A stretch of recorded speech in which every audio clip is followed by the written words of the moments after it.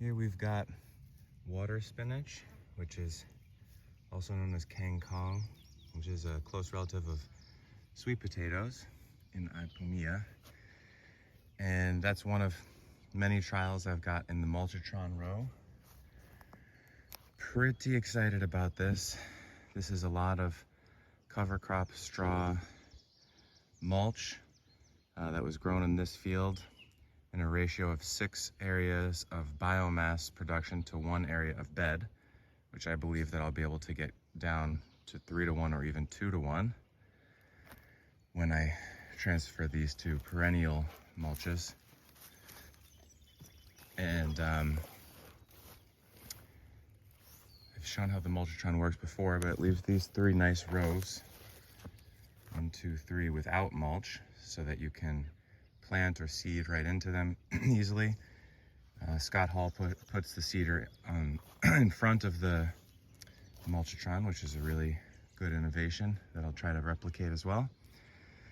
So I've got a few trials. So I've got the kangkong, and then I've got a bunch of brassicas for fall, kale, napa, interplanted with onions and some herbs. And then I also have a nursery crop in here of chestnut seed.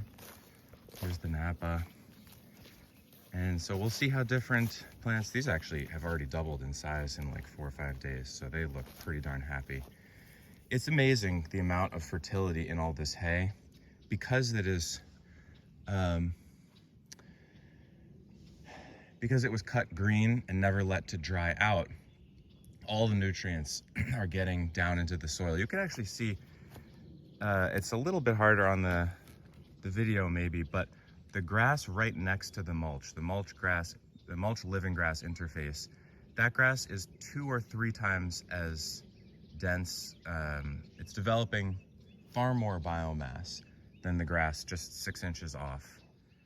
It's twice as tall, and it's really a lot greener. I don't know, it doesn't come through quite as well, but you can see that it's yellow on the side and green, yellow on the right side and green on the left side closer to the mulch. And that's because as the rain moistens this and the worms come up from underneath, there's an enormous amount of fertility that's released as it begins to break down. And that's all feeding this napa, which is now looking perfect, which normally would be chewed up like crazy from flea beetles on bare ground. I'm not seeing any of that. So I'm very excited to see which crops respond well to this.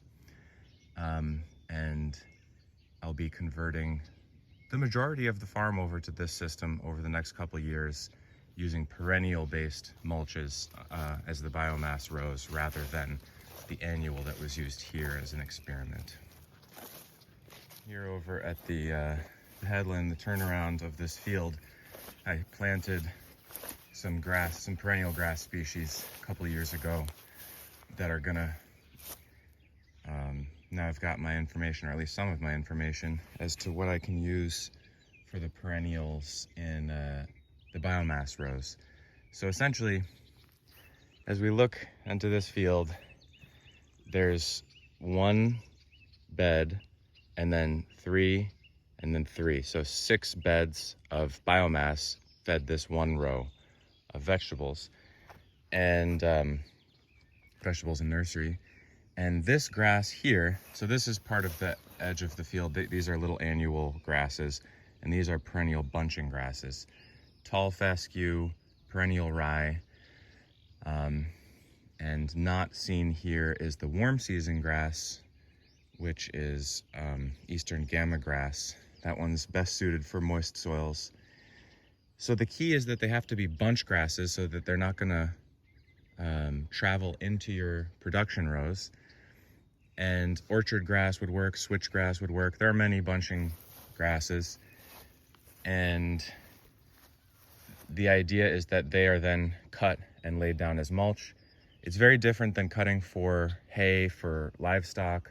You know, mulch, you want a little bit more lignification so that it persists longer and increases the fungal fraction of the breakdown community.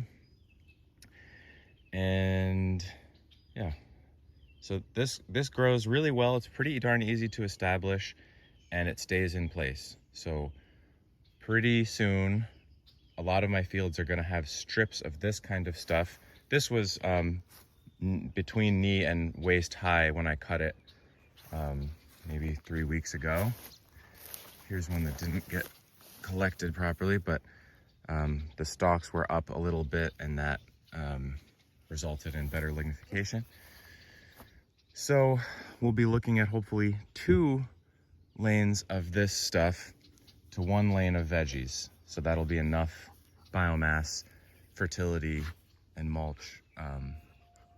And then the veggies will be interplanted like trees like they are here.